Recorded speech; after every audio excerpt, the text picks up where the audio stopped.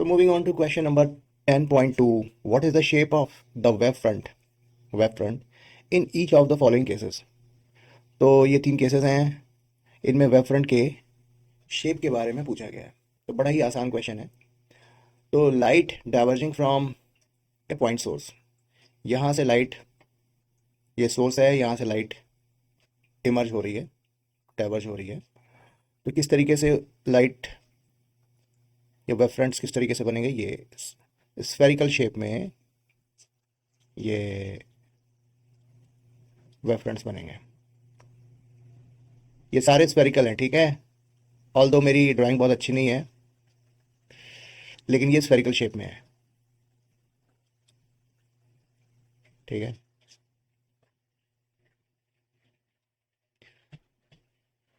तो ये चारों दिशाओं में, इन ऑल डायरेक्शंस जो हैं, ये वेव फ्रंट्स बन रहे हैं।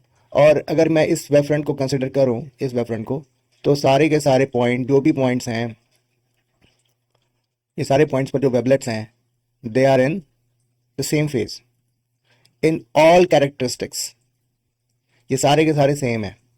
बात समझ में आ रही है? यानी कि उनकी फ्रीक्वेंसी, वेवलेंथ, स्पीड, वेलोसिटी, ये सारी चीज़ें सेम है। तो स्फेरिकल शेप में ये लाइट जो पॉइंट सोर्स है, उससे जो वेव फ्रंट्स इमर्ज होंगे वो स्फेरिकल शेप में होंगे। So this is the answer of the first part. Light emerging out of convex lens, ये अच्छा क्वेश्चन है, ठीक है। ये मान लिया इसका फोकल पॉइंट है और यहाँ से लाइट इमर्ज हो रही है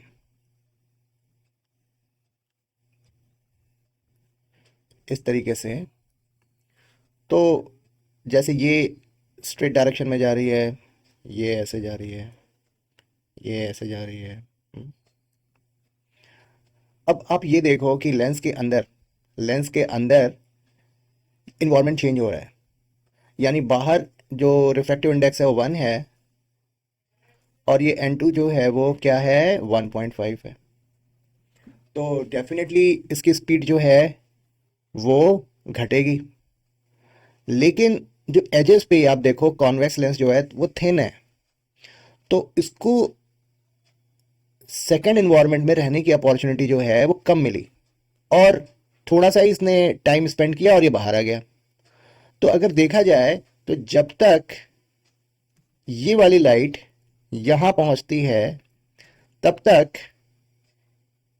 ये जो लाइट है वो यहां पहुंच चुकी होती है। सिमिलरली ये वाली लाइट जो है वो यहां पहुंच चुकी होती है। सिमिलरली ये जो लाइट है वो इस ये लेंस के अंदर इसकी स्पीड घट गई, तो जब तक ये इसने कम डिस्टेंस ट्रेवल किया और ये इसने थोड़ा ज़्यादा डिस्टेंस ट्रेवल किया, इफेक्टिवली आप देखो तो ये जो वेव फ्रंट हमारा बन करके आया वो स्ट्रेट आया, ठीक है। इस तरीके के वेव फ्रंट्स हमें देखने को अब मिलेंगे। तो अब हमें प्लेन वेव फ्रंट हमें मिल रहा है। आई होप आपको ये एक्सप्लेनेशन ठीक तरीके से समझ में आया होगा, ठीक है। All good. चलो, ये अब ये ऐसे जाएगा। मैं now we are talking about this point. ये पॉइंट इस तरीके से प्रोपेगेट करेगा और ये पॉइंट इस तरीके से प्रोपेगेट करेगा, ठीक है। आई होप ये एक्सप्लेनेशन आपको ठीक तरीके से समझ में आ गया होगा।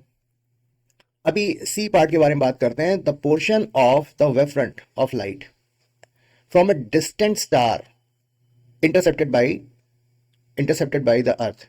तो देखो, टेक्निकली तो बात तो बिल्कुल सही है कि एक पॉइंट सोर्स हो गया, उसको हम स्टार को हम पॉइंट सोर्स से ट्रीट करेंगे और उसके चारों तरफ स्फेरिकल शेप में ये वेव फ्रंट्स बनेंगे। ये लाइट बहुत ही ज़्यादा डिस्टेंस से आ रही है, तो ये जो स्फेरिकल शेप है वो हमारे लिए, वो स्फेरिकल हम उसको इंटरप्रेट नहीं कर पाते, बल्कि एक प्लेन वेव फ्रंट की तरफ से इंटरप्रेट करते हैं।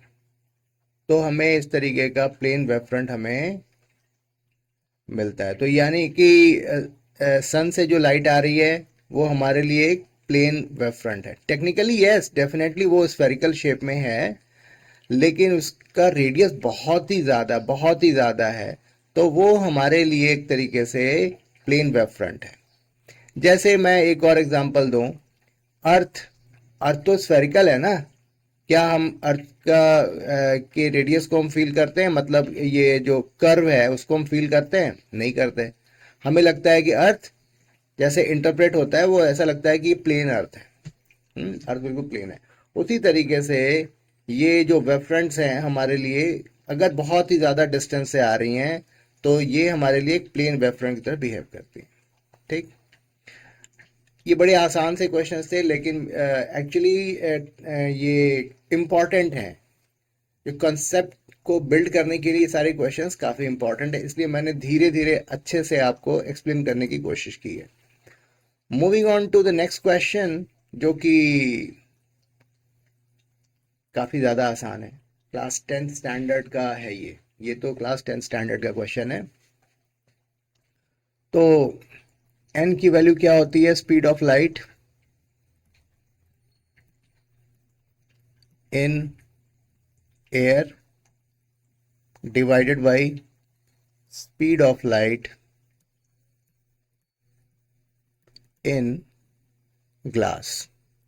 ये ग्लास की refractive index with respect to air है। ठीक है, तो जो स्पीड ऑफ लाइट एयर में और speed of light in vacuum वो लगभग ऑलमोस्ट सेम होती है। एयर में हल्की सी इसकी स्पीड घट जाती है, लेकिन हम टेक्निकली बोलते हैं कि नहीं ठीक है, जो वैक्यूम की में जो स्पीड है और कैलकुलेशन पर्सपेक्टिव से और जो एयर में जो स्पीड है उसको हम लगभग बराबर ही मान लेते हैं। यही वजह है कि वैक्यूम में भी रिफ्रैक्टिव इंडेक्स 1 होगी और एयर में भी लाइट की जो रिफ्रैक्टिव इंडेक्स है वो 1 होती है। तो अच्छी बात है। तो n की वैल्यू क्या है? 1.5 है और 3 इंटू 10⁸ है, divided by speed of light in glass. तो Vg की वैल्यू क्या हो गई? 3 into 10⁸ divided by 1.5। It comes out to be 2 into 10⁸ metre per second. सही है। In B part, is the speed of light in glass independent of the color of light? Certainly not. तो ये जो white light है, it comprises of 7 different colors. It comprises of 7 different colors, और हर एक colour की अलग अलग wavelength होती है। ठीक है, तो इसका मतलब ये हुआ कि विबग्योर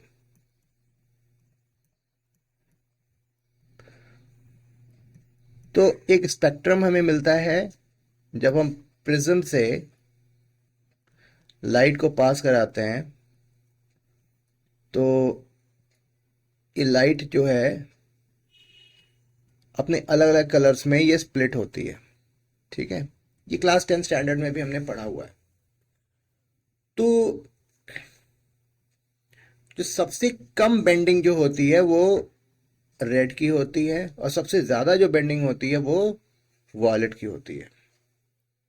ऐसा क्यों? Because red has greater wavelength और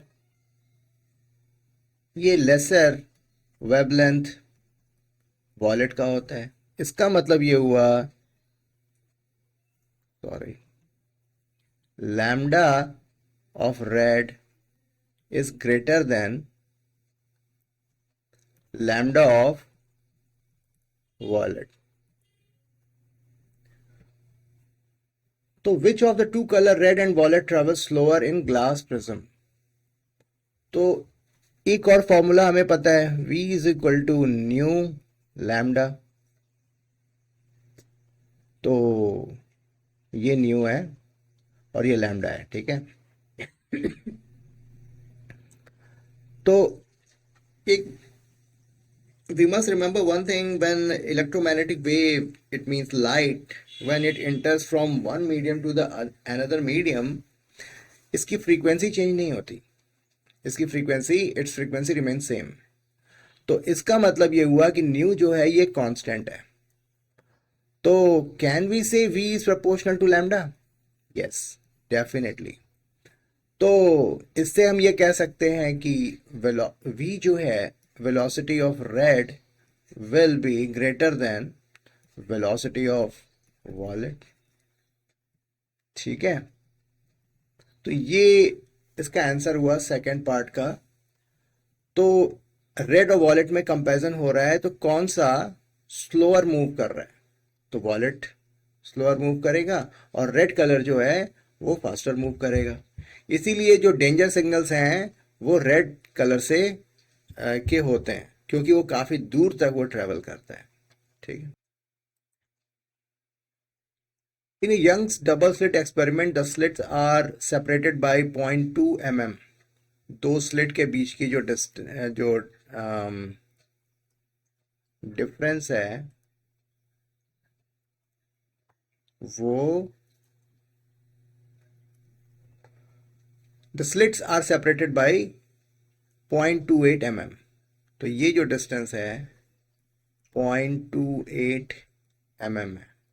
इसका मतलब क्या हुआ? 2.8 into 10 to the power -4 metre हो गया।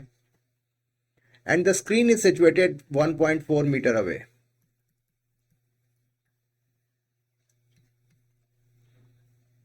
The distance between the central bright fringe and the fourth bright fringe, ये हमारी स्क्रीन है, यानी n इज इक्वल टू 4 हो गया, is measured to be 1.2 into 10 to the power -2। ये वैल्यू हो गई x की।